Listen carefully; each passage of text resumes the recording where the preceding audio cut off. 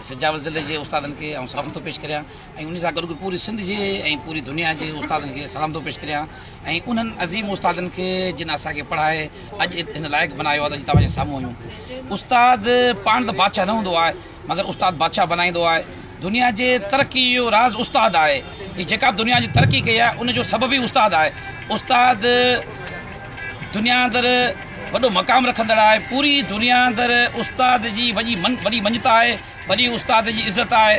भले उस्ताद खे मान ॾिनो वञे थो पर वाहिद असांजे सूबो सिंध आहे जिते उस्ताद पंहिंजे मसइलनि जे लाइ रोज़ लठियूं खाइनि था, रोज़ एहतजाज कनि था, रोज़ उस्तादनि जा पघार बंदि कया वञनि था। हर उहो कमु जेको उस्ताद जो जाइज़ कमु रुश्वत खां सवाइ नथो थिए।